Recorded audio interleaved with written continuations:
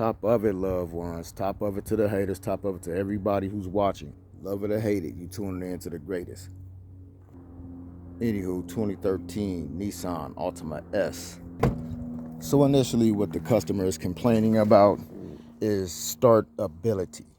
So the young lady has to go through a certain sequence on her vehicle to start it up. Of course, it's the push button, but we have a key fob problem. The key fob is not being detected.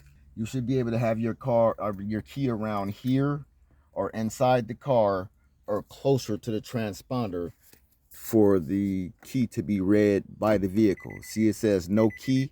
It continuously says no key, wrong key ID. So we have to do that a couple times. Bring this close to the transponder or push button and continuously press that until we see the system come on. 3, 4, 5, 6, 7, 8, 9, 10, 11, 15. Press it again, system on. Now we can start. That sucks. I see what she's saying. So I actually have the car vacuuming. I have the vacuum leaking by itself or on purpose so that I can hear this buzzing noise. If you can hear that, you will hear it after the motor cuts off.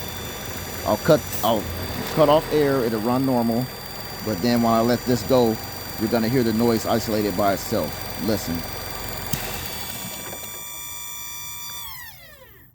Okay, whatever that buzzing noise was at the end, I think it's an electrical piece shutting power off, but ultimately that sounds like a vacuum leak on this beautiful car.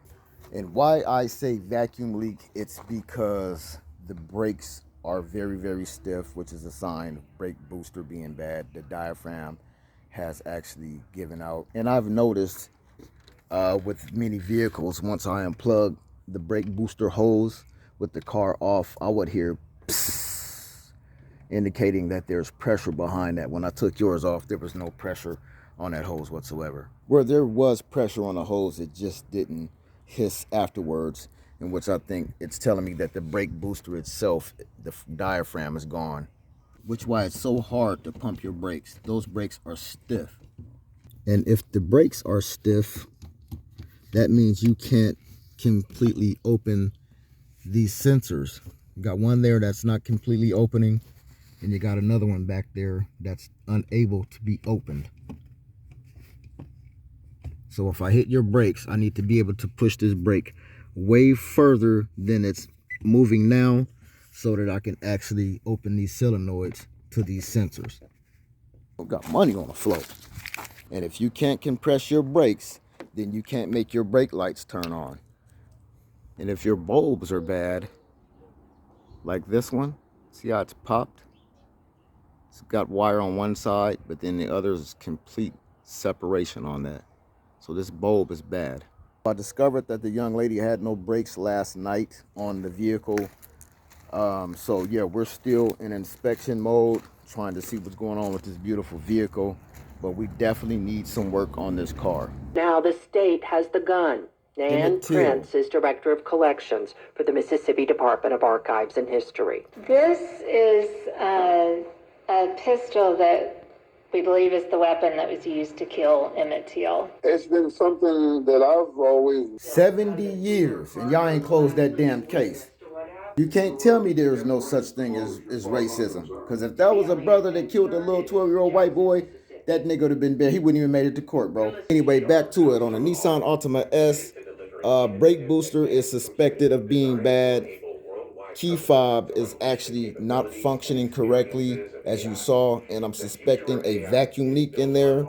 Ultimately, we need light bulbs to get put into the vehicle.